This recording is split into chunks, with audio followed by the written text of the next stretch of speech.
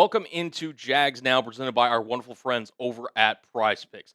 On today's show, I figured before we get into training camp, as it is about to start, not only for the Jaguars, but all 32 NFL teams, I would grade each of the Jaguars' position groups heading into the 2026 NFL season. So, without any further ado, here's what you can expect from today's episode. I will show you each positional depth chart for the Jacksonville Jaguars, anything from quarterback all the way down to special teams. I'll grade each position group based on how I see it right now, not future projector, or at least I'm not trying to.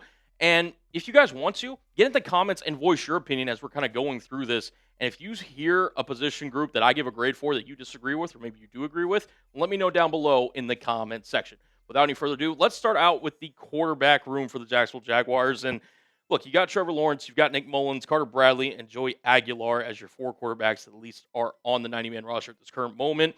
And if I had to give a grade at this current rate, I'm going to give it a B. And the reason I'm going to give it a B is, while, yes, the starting quarterback, Trevor Lawrence, obviously kind of has the major weight in terms of how much he carries this roster for, or this position group, I should say, for Jacksonville, the backup quarterbacks are something to be left to be desired. I think Nick Mullins is fine as a backup quarterback, but apparently he's really struggled throughout this offseason program. Carter Bradley as well. And Joey Aguilar is a guy that at best I expect to be on the practice squad. And that's not to take anything away from Trevor Lawrence, who I thought had a really good bounce back year in 2025. And you see the numbers on screen. I mean, he had 38 total touchdowns, over 4,000 yards passing. And I really thought kind of vaulted himself back into top 15, dare I say, flirting with top 10 discussion as an NFL quarterback. So for right now, I'll give it a B. You could maybe talk me into a B plus just on Trevor Lawrence's value alone. But if I think he has another great year and maybe the Jaguars get a backup quarterback that gives fans confidence, knock on wood if anything does happen to Trevor Lawrence, then I think this positional group could have a higher grade.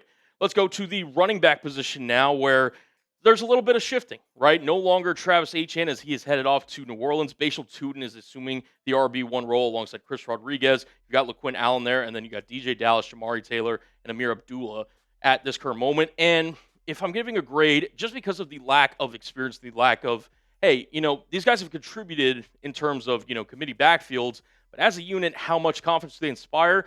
I'm going to be respectful and say C+. Now, Basil Tootin can really, I think, transform this unit, and he really could take that next step and really prove that he is the guy that the Jaguars believe he can be in overall vault this grade. But if I'm going based on the information that we already know at this current present moment, I mean, you see the stats on screen. There's just not a lot of, experience in this running back room, right? 83 carries for Basil Tootin last year, 112 for Chris Rodriguez, who, granted, he's been in the league a little bit longer, but he's never been the featured back in an NFL offense. And then you got LaQuinn Allen here, who, can give you some solid production as an RB3, and I like him in passing down situations to contribute to Liam Coen's squad. But to me, it's just kind of one of these things where you're going to be heavily relying on Basil Tootin and Chris Rodriguez to shoulder this rushing attack for the Jacksonville Jaguars. And as of this current moment, Basil Tootin's a second-year player who split time with Travis Etienne last year, and I saw some positive things. I do believe in the talent, but as I'm grading things right now as we sit here today, the best I can do is a C+ grade for this running back room. Which also leads me to this question. Chris Rodriguez is recovering from a foot injury he suffered earlier this offseason, so I think Basil Tootin kind of has the early leg on being the clear Jaguars RB1, and I do think he is the more talented of the two running backs, but I want to get your guys' opinion down below in the comment section. Who will be the Jaguars running back one? Type BT if you think it's going to be Basil Tootin, or type CR if you think it's going to be Chris Rodriguez Jr.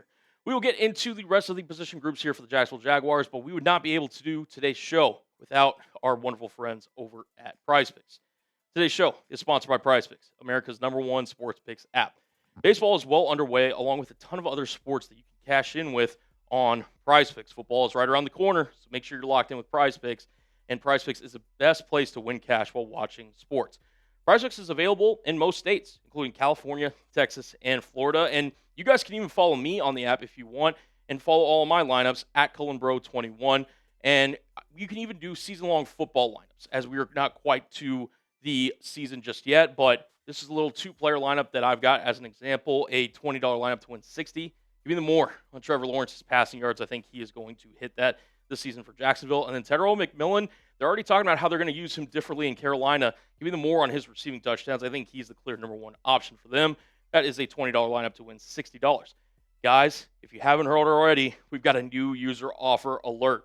Play your first $5 lineup and get $150 if you win. Just use code HMA when you sign up. That's right. PrizePicks just switched up their offer, so there's no better time to join. Lock in and win that first lineup. That's code HMA to get $150 in bonus lineups if you win your first $5 lineup. PrizePicks, code HMA. Download the app now.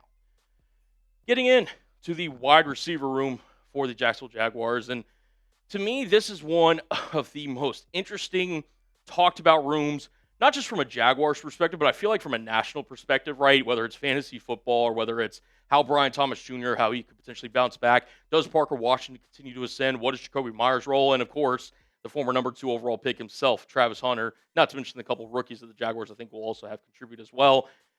I'm going to give this room an A- as a collective.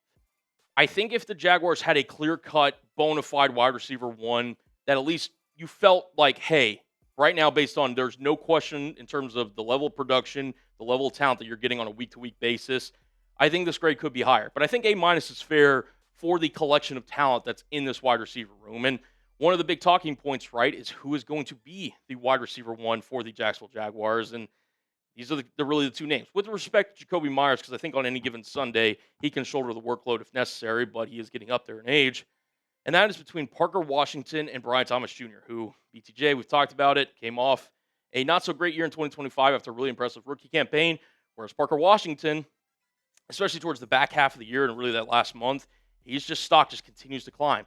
Does it continue to, get to a point where he's the clear consensus wide receiver one? As of right now, I kind of have him slotted in at that position, but BTJ certainly has the talent to be one of the best wide receivers in the National Football League. And then, of course, the X factor, Travis Hunter, who is recovering from that torn LCL injury, and he is expected to be ready to go at a certain point during training camp. Liam Coen basically gave a kind of brief update when he was talking to Peter Schrager recently that Travis Hunter, at least the plan is still that he is going to contribute both as an offensive wide receiver and on the defense side as a cornerback, with obviously more of an emphasis at that cornerback position. What will his role be on offense? That is the key question. Because I think at corner, it's pretty solidified. He's going to have a major role if the Jaguars want to compete and succeed. But at the offensive side of the ball, Liam Coen wants to get Travis Hunter involved in terms of his ability as an athlete. How will it look in 2026? Only time will tell. Now, the Jaguars tight end room, which has been looked at with a certain, let's just call it a certain cockeyed look from some people around the NFL in terms of some of the decisions that they made in terms of drafting Nate Borkature with their second round pick back in the 2026 NFL draft. Tanner Koziel, I think, has been a pleasant surprise. I have him currently as the tight end 3 over Quentin Morris, but that's going to be kind of a debate, low-key a training camp battle between those two. And then you also got guys like Patrick Herbert, Hunter Long, just to name a couple other guys. Right now, I'll give it a B grade because two of your main contributors in this tight end room are still rookies that you don't really know too much in terms of what their actual production on the field is going to be. I do think, though, Brenton Strange is a guy that's slowly becoming one of the more underrated tight ends in the National Football League. Last year, in 12 games played for Jacksonville, caught 46 balls, 540 yards, 3 touchdowns, and was really Trevor Lawrence's one of his bigger, more relied upon targets over the middle of the field, especially before they acquired Jacoby Myers. And he's a guy that can be somebody that Jacksonville looks to target whenever they're trying to move the chains inside the 20s. He's a really good run blocker, can contribute in the pass blocking game. And with Jacksonville trying to focus more on dual tight end sets, you're always going to rely on Brenton Strange being your tight end 1. Not to mention both your new tight end additions in Nate Borkature and Tanner Koziel. Tanner Koziel, I expect to be that second kind of receiving tight end alongside Brenton Strange. And then Nate Borkature, who I do think he's going to be his focus mainly in 2026 is like, hey, be that run blocker that you've been your entire collegiate career. We'll develop you as a pass catcher. So his stats aren't necessarily going to be the greatest for Jacksonville, and people that are going to be like, oh, did Jacksonville really just spend a second-round pick on this guy? And you'll see those screenshots, I think, throughout the season. Don't mistake it. I think Nate Borkature is going to be very crucial to this offensive success in 2026. Moving on to the offensive line now, where you've got some pros, you got some cons, and then you got, some question marks. So I think Anton Harrison has the potential to be one of the better offensive tackles in the National Football League, potentially a Pro Bowl caliber offensive tackle. Your interior, you got some question marks. I think Robert Hainsey is at least your center of the future, at least for this season, potentially next, although we'll see how Jonah Monheim continues to progress. You've you've got that battle between Ezra Cleveland, Patrick McCarry, and then the two backups in Emmanuel Pregnon and Wyatt Milam. And then you've got Cole Van Lannon, who we'll talk about more here in just a second, slot in, at least right now, to be this team starting left tackle for week one. I'll give it a B-. Like, the Jaguars had so many revolving doors and so much rotation along the offensive line back in 2026 that you really hope that this year this unit can get the ground or hit the ground more in a running, just kind of flow state in terms of just being able to be a cohesive unit. And it may not be the case, unfortunately, because Cole Van Lannon is somebody that the Jaguars were hoping to get more involved in this offseason program after suffering that knee injury back in week 18 of last year. Well, he hasn't been available. And he's a guy that, Liam Coen did mention that he won't be ready for the start of training camp for the Jaguars, but he is somebody that, if you want to talk about being an anchor, he was their best offensive lineman by far last year. And he played multiple positions. In fact, he played every position on the offensive line except center last year for Jacksonville and did really well at all four of those. So keep an eye on him. That's somebody I'm going to be looking at for this Jaguars team going into 2026. Hopefully he gets healthy and is able to contribute and protect Trevor Lawrence's blind side. We'll get into the rest of the show and more specifically the defensive side of the football here in just a moment, but we would not be able to do today's show unless it was provided by our wonderful friends over at SeatGeek. Today's show is made possible by SeatGeek. Use code CHAT10 to get 10% off your next set of tickets. MLB is in full swing, and you can get tickets to all different types of sporting events on SeatGeek. The NFL schedule is officially released, and SeatGeek is the best place to go if you want tickets to a Jaguars game this year. Personally, guys, I will be in Dallas, Texas, calling the Jaguars games from our studios here in Dallas, Texas. But even if you're overseas, you can catch Jaguars games. In fact, the Jaguars take on both the Eagles and the Texans overseas in London. But to kick off Jacksonville's season, the Jaguars take on the Browns at home, and you can get tickets for SeatGeek, or tickets with SeatGeek, for as low as $179. Whether it's a ball game, concert, or any other event, SeatGeek is the place to go as they have your back when purchasing tickets. Each ticket is rated on a scale of 1 to 10, so you know you're getting a good deal. Look for the green dots as they mean good. Red dots, those are bad. Use code CHAT10 for 10% off your next set of tickets at SeatGeek. That's 10% off of any tickets with promo code CHAT10. Make sure you click the link in the description to download the app and have the code automatically added to your account so you can use it later. Thank you to our wonderful friends over at SeatGeek. To the defensive side of the football we go. The defensive line, where I think from a production standpoint last season, Jacksonville really wished they could have gotten more from this group. However, that doesn't mean they weren't effective. They were number one in rush defense last year in the entire National Football League. And they did have to play some guys out of, position. Trayvon Walker had to kick inside a little bit. Eric Armstead was dealing with a hand injury that was really affecting his play towards the back end of the year. However, you still have Josh Hines-Allen, who I think at his peak is a top 10 edge rusher in the National Football League. You have Devon Hamilton, who's really good and really consistent nose stuffer. Eric Armstead, who's played a lot of good football in the National Football League, and Trayvon Walker, who he recently gave an extension to this offseason, along with guys like Wesley Williams, B.J. Green, Albert Regis, and Ruka Roro. For the overall group, or for the overall grade, I should say, for the group, I'm going to give it a B+. And the reason why I'm going to give it a B+ is if you can get more production in terms of just finishing plays off, because they actually did well in terms of generating pressures as a defensive line last year, but they just weren't quite able to get home. And it really starts with your two-star edge rushers in Josh Hines-Allen and Trayvon Walker, who combined, they had 11.5 sacks last year. But you see, they got quarterback hits of 41, quick math, in the games that they did play together, 20 tackles for loss. If these two can really turn it up a notch, for Jacksonville to reach the heights that they hope to reach for in 2026, which is hopefully play in that game in Super Bowl 61 to end the season, they're going to need these guys to really turn it up a notch. I'll give this group a B+ grade for right now, but I do understand why I think that the ceiling for this group can be a little higher and get into the A portion. Going to the linebacker position here, where you lost Devin Lloyd, and it's not great from a talent perspective, but I still think that there's players, that can contribute from a linebacker perspective, and it's really going to fall on Foye Oluokun, who is the returning starter out of these two, with Ventrell Miller slot in where Devin Lloyd was playing last year. You got Dennis Gardeck, who I think will be a contributing player. Jack Kaiser could also be somebody that also makes an impact in the linebacker room. But just from a confidence perspective, just from overall talent evaluation part of this, I'll give it a C+. It's one of my lower grades. This in the running back room, I think you can make up for in terms of the lack of talent just from scheme. I think Anthony Campanelli can put both Ventrell Miller and Foye Oluokun in positions to succeed in this defense to help contribute not only in the run defense game, but also in pass coverage. But this group is very much dependent, in my opinion, on Foye Oluokun continuing to be the player that he was last season. Now, he's not getting any older. I believe he turns 31 this upcoming season, maybe turns age 30. I apologize. I don't know that number off the top of my head, but 143 tackles last year, 5 tackles for loss, 11 pass breakups, 1 interception, 2 forced fumbles. He was all over the place. He did a little bit of everything for Jacksonville, and he's going to need to do that again with Ventrell Miller coming along as a player that you have playing more snaps in the National Football League. So I think that Jacksonville has the potential to be solid in the linebacker room, but for now, I'll give them a C+. Moving into cornerback room for Jacksonville, Travis Hunter, right? We'll kind of briefly just mention him here. I do have him as the cornerback 1. How many snaps or what percentage of snaps he will play on the defensive side remains to be seen, but I do think that he has the higher potential at corner versus receiver, although I think he could contribute at both. Montaric Brown, you re-signed before free agency even started. I think he's a really solid option as your CB2.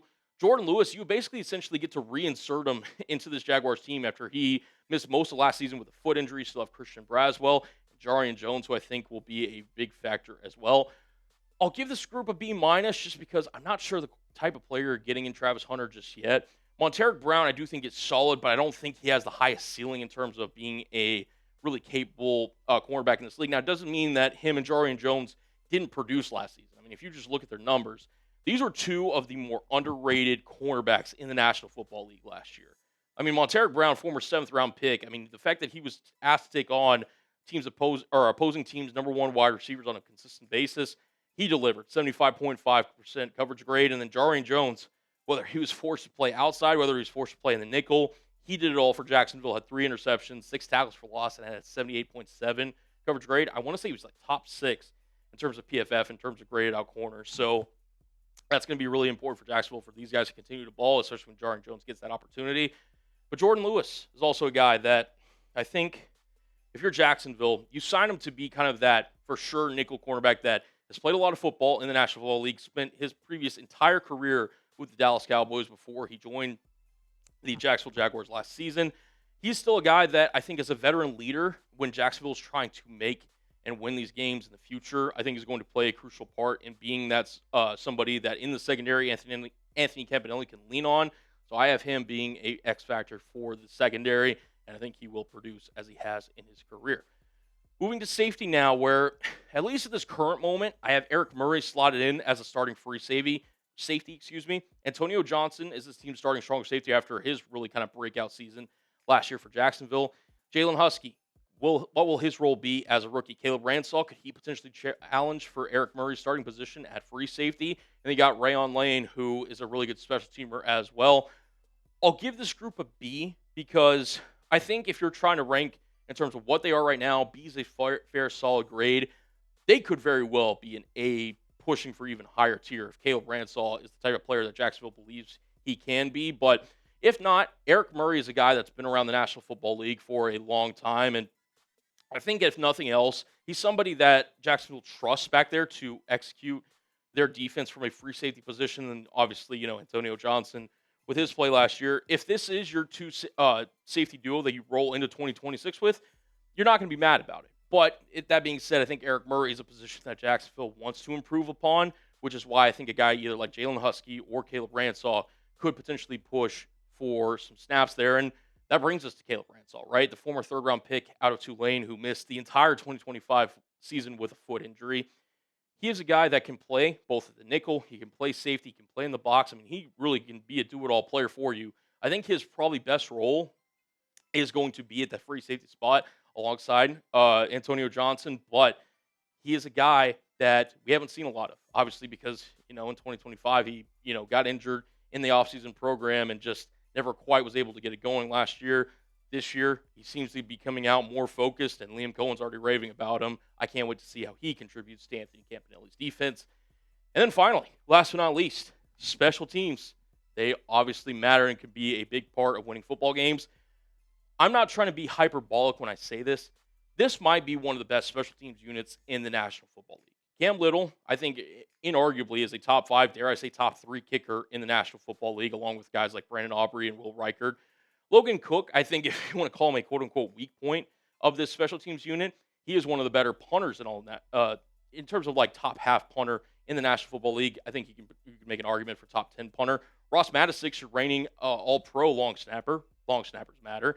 And then you've got your kick returner and punt returner in Parker Washington, who was a really good punt returner for Jacksonville last year. I think he's one of the better punt returners in the National Football League. And then, obviously, right now I've got Basil Tootin slotted in as the kick returner. We'll see if LaQuint Allen or rookie Josh Cameron potentially gets some role there, maybe to take off both of Tootin and Parker Washington's plate.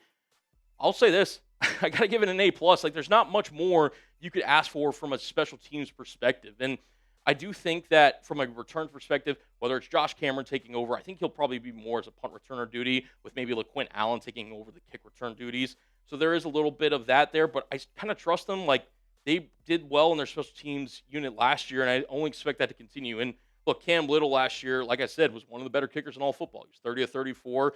You'd love that percentage to go up, but, I mean, he's got range unlike anything this league's ever seen, right? 68-yard long field goal. I mean, he's 50 of 51. He's automatic. You hope that continues. And then Logan Cook as well. I mean, his punt net average was top 10 in the NFL. So, like, you kind of sit there and you think about it, and, like, maybe the Jaguars' strength last year was really, like, their coaching and special teams. And that could honestly be the difference in winning games in the National Football League, especially in 2026. So, hopefully that continues for the Jacksonville Jaguars. Grade this Jaguars roster. A, B, C, D, or F. Like you're in school, right? If I had to give a grade, no rookie skill grades here, I'll say it. I think it's a B+ roster. Can they push to A tier and get to that next level? I think if you're thinking about, rosters throughout the National Football League, like you have teams like the Rams, the Seahawks, like some of the upper echelon teams in the NFL. If you're looking in that second kind of third tier area, I think that's where the Jaguars fall. Like they're clearly a playoff caliber team that if a few guys like take that next step, like a Parker Washington, like a potentially Trayvon Walker getting back to that 10 sack level. If you get a Antonio Johnson continue to step up, Travis Hunter can contribute. They could really rise up the ranks, but right now I'll give them the B+. But I want to hear you guys' thoughts down below in the comment section. And that'll conclude this episode of Jags Now. And you guys let me know what your thoughts were of my grades. Was I too high on one group? Was I too low on one group? Let me know down below in the comment section. And make sure you guys hit that subscribe button for all things Jacksonville Jaguars. Till next time, guys. Peace out.